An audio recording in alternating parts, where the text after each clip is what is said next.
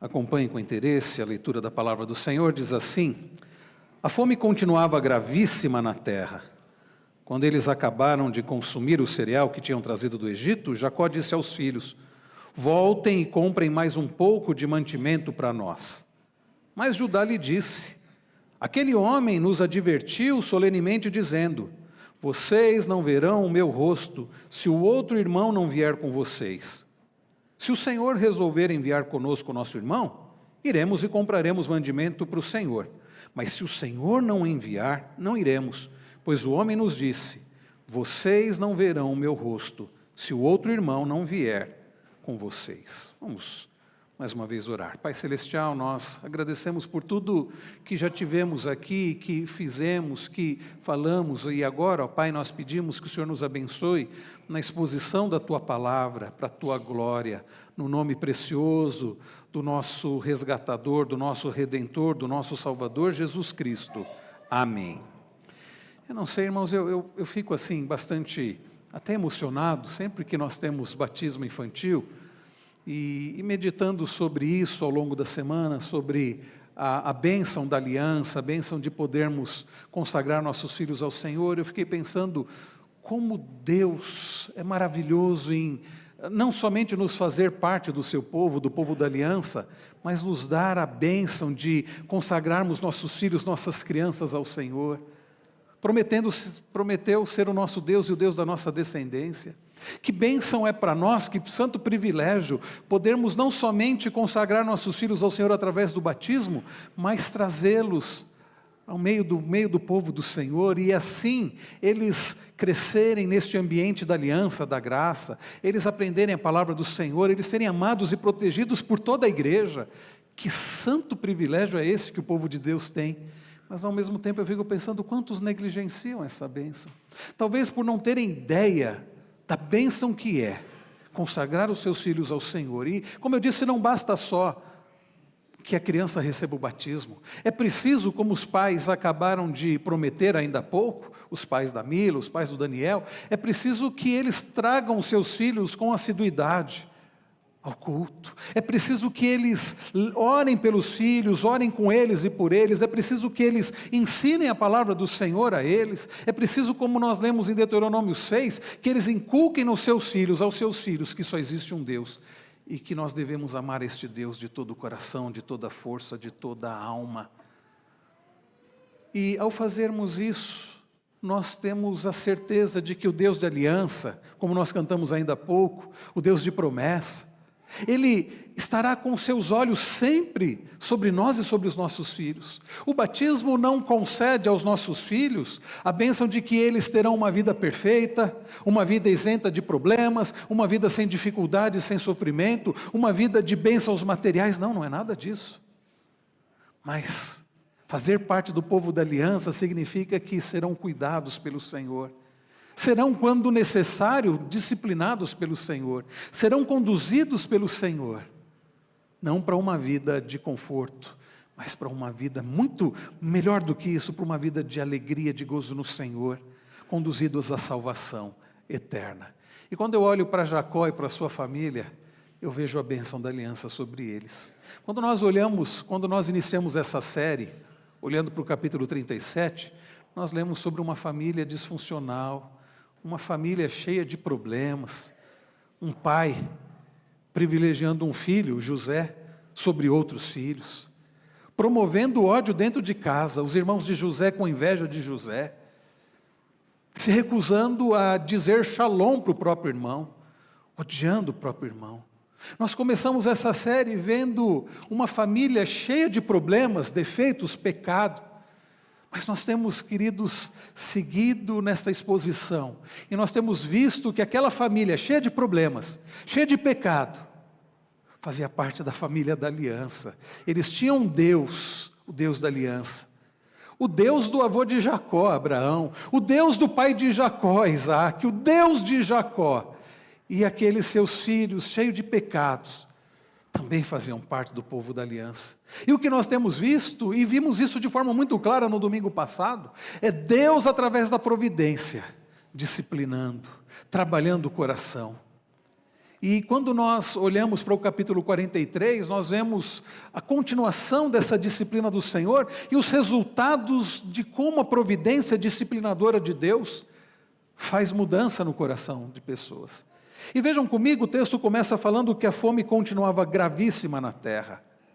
E nós, irmãos, sabemos, e como nós lemos o Salmo 105, não sou eu que estou falando, não é coisa da minha cabeça, mas o salmista disse no Salmo 105, o salmo que nós lemos ainda há pouco, que foi o Senhor quem causou a fome, que foi o Senhor quem impediu que houvesse pão na terra, e que enviou José à frente da sua família.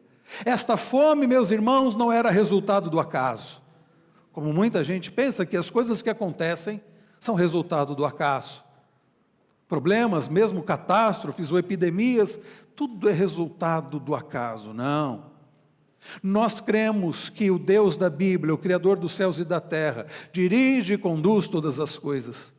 E a pergunta que fica é por que a fome continuava gravíssima na terra? Era Deus trabalhando o coração daquela família, era Deus trabalhando o coração de Jacó. Jacó é um homem muito turrão, um homem cheio de defeitos, e a despeito disso nós lemos sobre ele lá em Hebreus 11, ele é colocado também como na galeria dos heróis da fé, não porque ele fosse perfeito, mas porque ele creu no Senhor, e daqui a pouco nós vamos ler a declaração de Jacó, a sua confiança no Deus Todo-Poderoso e Misericordioso.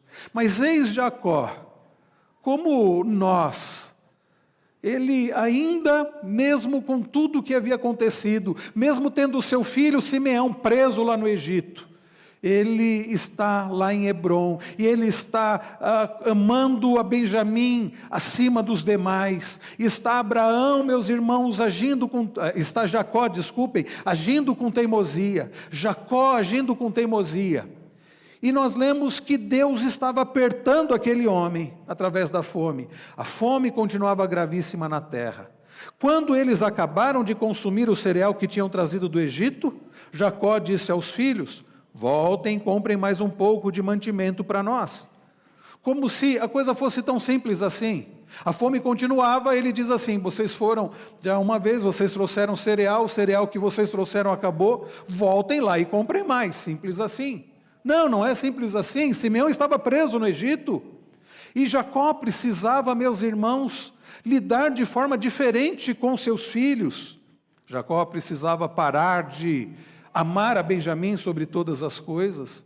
Jacó precisava, meus irmãos, se voltar ao Senhor. Jacó precisava se voltar a adorar e a confiança ao Senhor. E está Deus espremendo aquele homem através da fome. E Deus continuaria a tratar o coração dele. Quando ele diz isso para os filhos: voltem lá e comprem mais cereal. Judá faz o seu pai lembrar-se de algo que eles já tinham contado para o pai quando eles haviam voltado do Egito. Ele diz: papai, aquele homem que eles nem tinham ideia que era José, aquele homem, aquele governador nos advertiu solenemente dizendo: vocês não verão o meu rosto se o outro irmão não vier com vocês. E aí Jacó é muito claro com o pai. Não de forma desrespeitosa, mas de forma bem objetiva e clara. Ele diz assim: se o Senhor resolver enviar conosco o nosso irmão, Benjamim, iremos e compraremos mantimento para o Senhor. Mas se o Senhor não enviar, não iremos, pois o homem nos disse: vocês não verão o meu rosto se o outro irmão não vier com vocês. Vejam, irmãos, Judá está lembrando ao pai o que eles já haviam dito: papai, não adianta, nós vamos chegar lá sem Benjamim, o homem já disse que nós nem poderemos vê-lo, e também Simeão não seria liberto. Parece que Jacó não havia entendido, ou Jacó estava teimando em não entender. Por quê? Porque nós sabemos, no fundo, Jacó não queria deixar Benjamim ir com eles. Jacó ainda está depositando a sua confiança, Jacó ainda está depositando o seu amor, a sua segurança em Benjamim, não no Senhor, a ponto dele dizer: Benjamim não vai.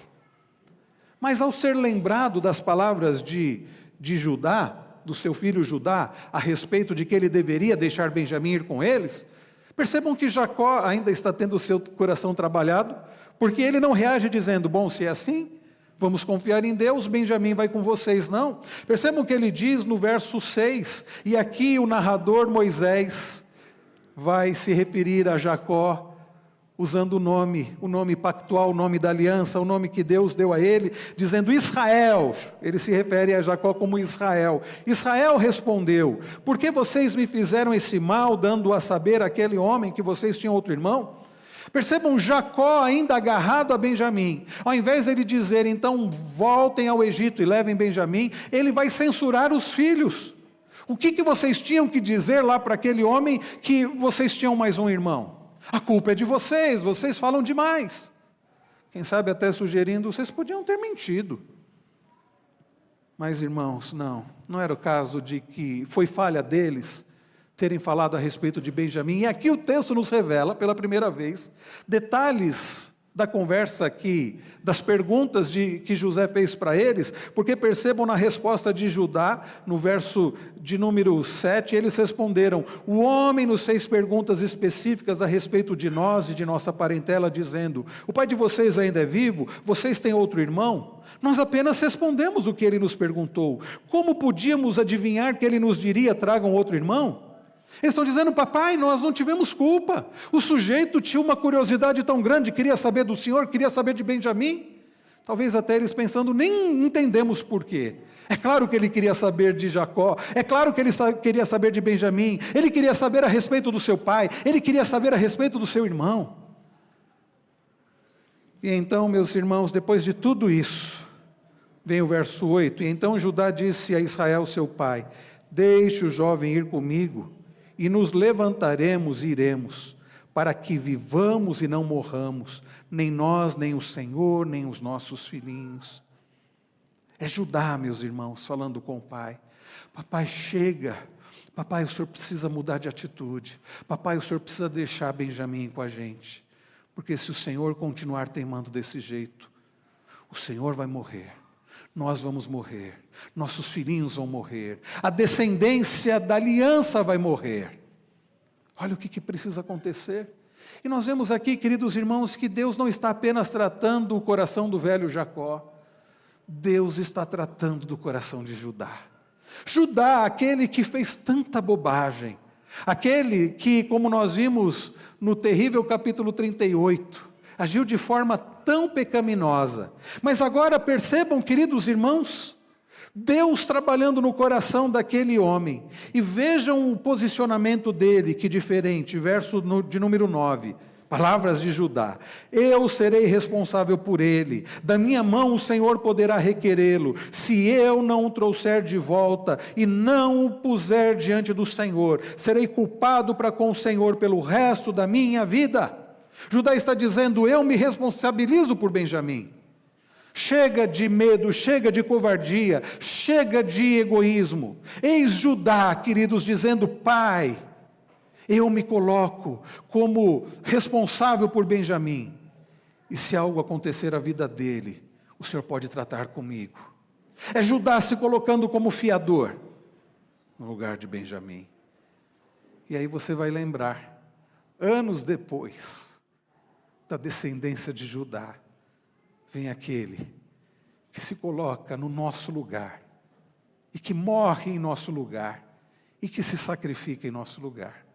Eis, meus irmãos, o Deus da aliança trabalhando a família da aliança, tratando o coração de gente pecadora como nós, de gente egoísta como nós, de gente teimosa como nós. Eis Deus fazendo de Judá alguém que já apontava para o seu descendente, Jesus Cristo.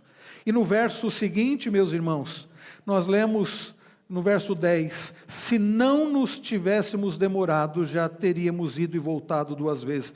Judá diz: papai, para de perder tempo. Se o Senhor já tivesse liberado Benjamim, nós já até estaríamos voltando. E aí, meus irmãos, nós vemos o resultado do trabalhar de Deus, usando a fome, usando Judá, usando as circunstâncias na vida daquele velho homem Jacó. E nós vemos agora Israel, Jacó e Israel dizendo, verso 11, então Israel, seu pai, disse: se é assim, então façam o seguinte: peguem do mais precioso desta terra, ponham nos sacos para o mantimento e levem de presente a esse homem, que ele nem imaginava que era seu próprio filho José, um pouco de bálsamo e um pouco de mel, especiarias e mirra, nozes de pistácia e amêndoas. Jacó diz o seguinte: bom, é assim? Ajudar você? Você está se colocando então como fiador por Benjamim? Tá bom, vocês podem ir. Vocês vão levar esses presentes. É curioso, irmãos, porque Jacó está falando para eles levarem do que havia na terra ali, mas era uma época de fome. Então, certamente aquilo faria falta para eles, mas era um ato de fé. Jacó aqui, Israel, está agindo com um ato de fé. Ao mandar que eles levassem lá o bálsamo, o mel, o pistache, todas as nozes, tudo aquilo lá, ele está agindo dando um passo de fé no Deus da provisão. Vocês vão levar do que nós temos aqui, mas do que certamente vai nos fazer falta. Jacó, meus irmãos, está dando um passo mostrando que ele crê no Deus da provisão. E vejam no verso 12, levem dinheiro em dobro. Nós não sabemos, irmãos, se esse levarem dinheiro em dobro é porque Jacó estava pensando, vai que eles cobrem juros, então só o dinheiro referente ao que eles precisavam devolver, ou um ato ainda também para presentear, mas ele diz, olha, levem dinheiro em dobro. E mais, vejam no verso ainda de número 12, e devolvam o dinheiro restituído na boca dos sacos de cereal. É possível que tenha havido algum engano. Vejam, meus irmãos, Israel, Jacó, agindo com prudência. Porque quando eles voltaram do Egito, eles perceberam que o dinheiro que eles haviam levado para pagar pelos sacos de cereais, voltou com eles. E percebam, meus irmãos, Jacó, não apenas um ato de prudência, mas percebam que Jacó ainda está sendo trabalhado por Deus, porque a culpa do seu pecado ainda está lá latejando no seu coração. Vejam o que diz o verso 13, levem também o irmão de vocês, levantem-se e voltem àquele homem. Porque, irmãos, ele falou da questão do dinheiro, porque ele pensou, e se aquilo lá também foi, como os seus filhos vão pensar, e se foi ali uma jogada, Então é melhor vocês levarem o dinheiro. E por fim ele diz, levem também o irmão de vocês. Agora percebam, o verso 14, meus irmãos, é muito significativo. Percebam que Deus está trabalhando no coração do velho Jacó, de Israel. E através de tudo aquilo, Deus, ao espremer aquele homem, Deus o está fazendo se voltar ao Senhor em confiança, em adoração. Olha o que ele diz o que diz o verso 14, palavras de Jacó, palavras de Israel, Deus Todo-Poderoso lhes dê misericórdia diante do homem, para que restitua o outro irmão, e deixe que Benjamim volte com vocês. Quanto a mim, se eu perder os filhos, sem filhos ficarei. O velho Jacó, ele agora se refere ao Senhor usando o nome El Shaddai, Deus Todo-Poderoso.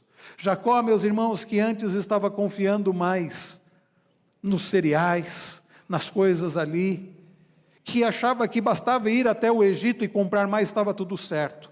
Agora Jacó se lembra que o Deus da aliança, o Deus que o seu avô serviu, o Deus que o seu pai serviu, o Deus a quem ele servia, era o Todo-Poderoso, e assim ele se refere aos seus filhos, e ele está também com isso dando um testemunho maravilhoso aos seus filhos, o Todo-Poderoso, que o Todo-Poderoso abençoe vocês, Deus Todo-Poderoso lhes dê misericórdia diante do homem, que Deus, aquele que tem todo o poder, haja com misericórdia, e use a vida daquele homem, sem Jacó saber, que os olhos do Senhor estavam sobre ele durante todo o tempo, como nós cantamos ainda há pouco, sem saber que aquele homem poderoso era o seu próprio filho, que o Todo-Poderoso, o El Shaddai, haja com misericórdia com vocês.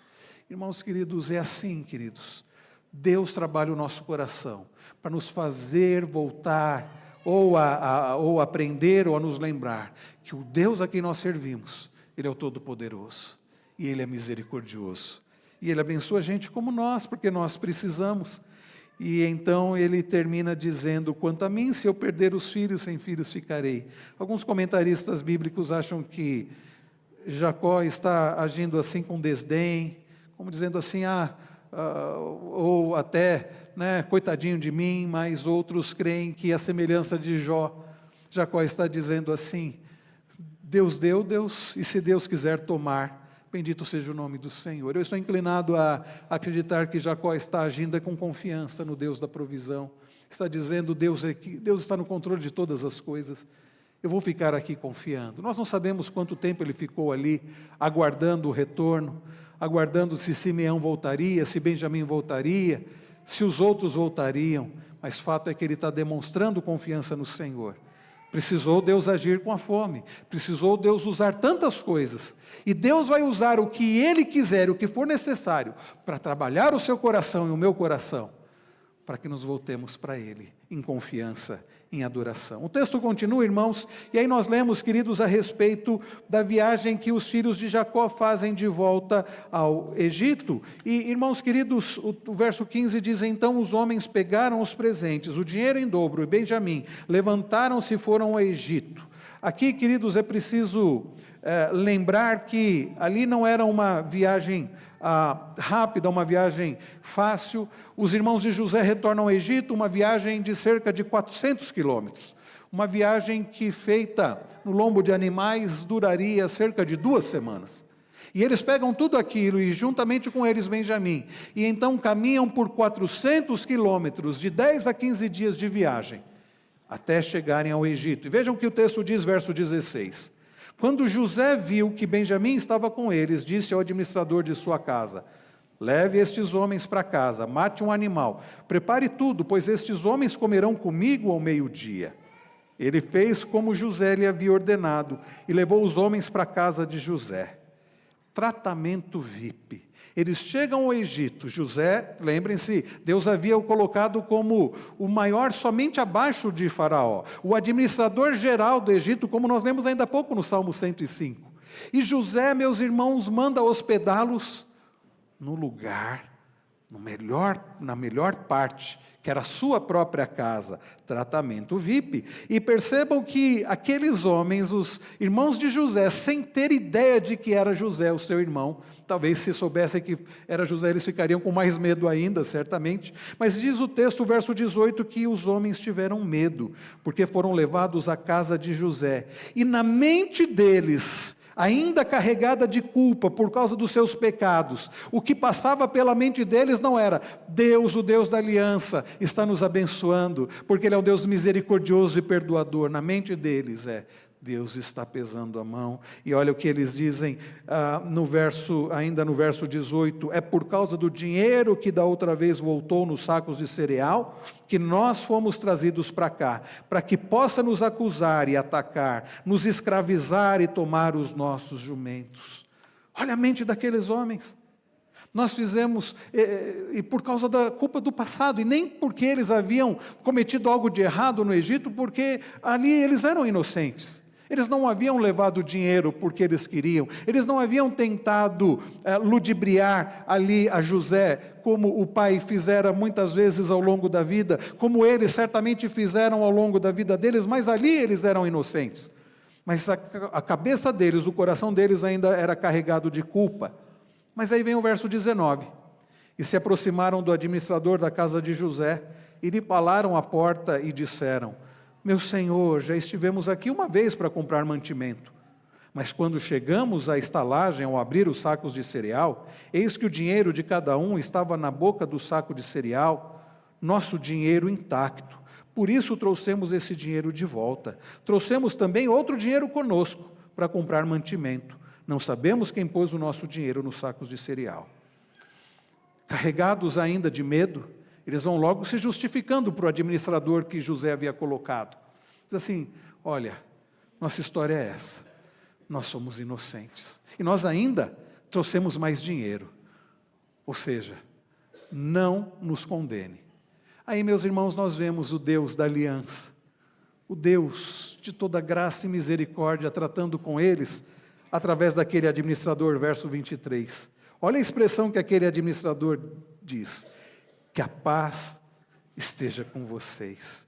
Ele diz shalom. Ele usa a expressão que os irmãos de José se recusaram, como nós lemos lá no capítulo 37, a dizer para o próprio José. O texto diz no capítulo 37 que eles se recusavam a dizer shalom, que a paz esteja com você, para José. Mas o nosso Deus, queridos, diferente de nós, é um Deus que nos trata, que nos restaura, que nos perdoa, que nos dá novas oportunidades. que nos carrega inclusive nos seus braços quando nós precisamos. E a forma como Deus trata com aqueles culpados, porque eles eram culpados, é com graça e misericórdia. E através daquele administrador eles ouvem: que a paz esteja com vocês, não tenham medo. Irmãos queridos, o que me encoraja, mesmo sendo eu um pecador, é que o Deus a quem eu sirvo é um Deus misericordioso, é um Deus que me dá paz, mesmo depois de tudo que eu fiz. É um Deus, queridos, que me livra do meu medo, mesmo sendo o meu medo consequência dos meus erros.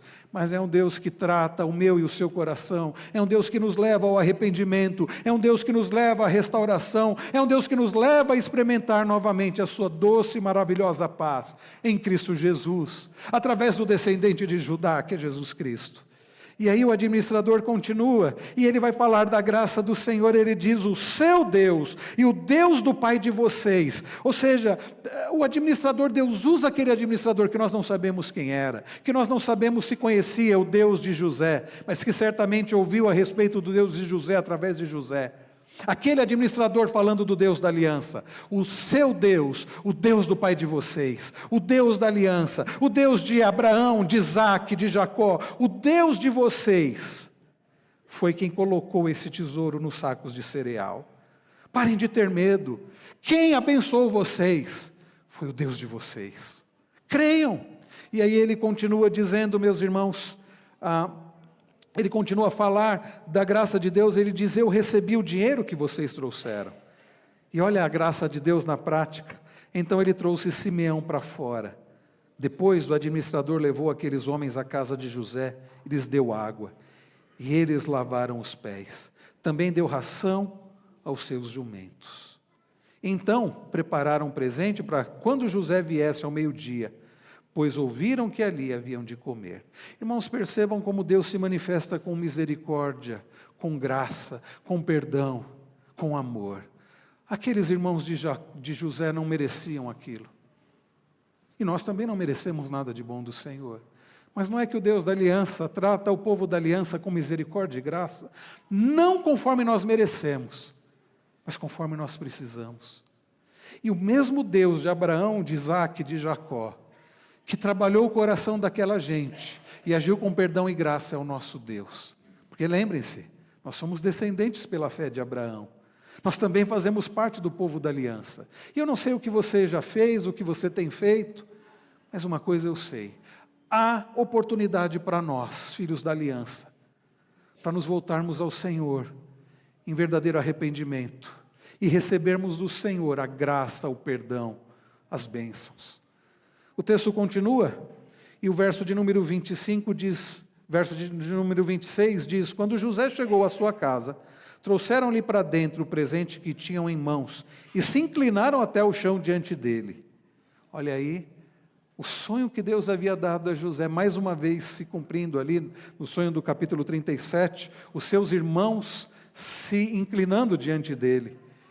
Verso 27, ele lhes perguntou como tinham passado e disse: o pai de vocês, aquele velho de quem me falaram, vai bem? Ainda vive? Responderam: o seu servo, nosso pai, vai bem e ainda vive.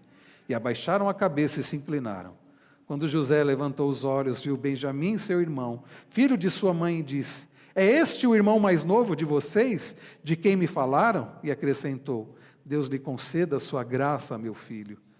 José, profundamente emocionado por causa do seu irmão, apressou-se, procurou um lugar onde chorar. Entrou no quarto e ali chorou. Depois lavou o rosto e saiu. Conteve-se e disse: sirvam a refeição. Serviram a comida dele numa mesa à parte, e a comida deles também numa mesa à parte. Também os egípcios que comiam com ele foram servidos numa mesa à parte, porque os egípcios não podiam comer com os hebreus, pois isso é abominação para os egípcios. Percebam, irmãos, o que acontece ali. Finalizando, José os recebe na sua casa, com graça e misericórdia. É o Deus da aliança usando José para manifestar graça e misericórdia. Eles participam de um banquete, comida, da melhor comida do Egito, nos dias de fome. A família de Jacó, a família da aliança, está sendo servida num banquete. Benjamim, que era irmão de José, não apenas por parte de Jacó como os demais, mas por parte de Raquel também, a ele é dado uma porção 5 vezes mais para ele. E o texto diz que eles comeram separados dos egípcios, certamente por causa das leis dietárias dos egípcios. Os egípcios não podiam comer os alimentos que outros povos comiam, então eles comiam sempre separados. Mas olha o que diz o verso de número 33, e sentaram-se diante dele por ordem de idade, desde o mais velho ao mais novo. Eles olhavam uns para os outros cheios de espanto, porque eles pensavam, como que eles sabem a nossa ordem de idade? É claro, José os conhecia, sabia quem era o mais velho, sabia que vinha Rubem, Simeão, sabia toda a ordem, e eles ficam espantados com aquilo. E no verso de número 34 diz, então José lhes apresentou as porções que estavam diante dele, e a porção de Benjamim era 5 vezes maior do que a dos outros. E por que isso, meus irmãos? Certamente porque José estava fazendo mais um teste com eles ali. Lembram-se quando o pai deles fez uma túnica, a túnica real para José? Está lá no capítulo 37, qual foi a reação deles? Inveja, ódio. E agora, ao ver o irmãozinho deles, o caçula, como antes, será que eles também teriam inveja, ódio? Olha como termina o texto, e beberam com ele até ficarem alegres. Eles não demonstraram inveja, eles se alegraram. Eis, meus irmãos, o resultado da graça de Deus, do trabalhar de Deus, da provisão disciplinadora de Deus no coração daqueles homens. Eles não mereciam, mas eles eram do povo da aliança. Os nossos filhos não merecem, mas que bom saber que eles também são do povo da aliança. E assim como Deus, queridos, trabalhou aqueles homens, Deus há de trabalhar o nosso coração e o coração dos nossos filhos, porque Ele é o Deus da aliança, Ele é o Deus de promessa, como nós acabamos de cantar, cujos olhos estão sempre sobre nós.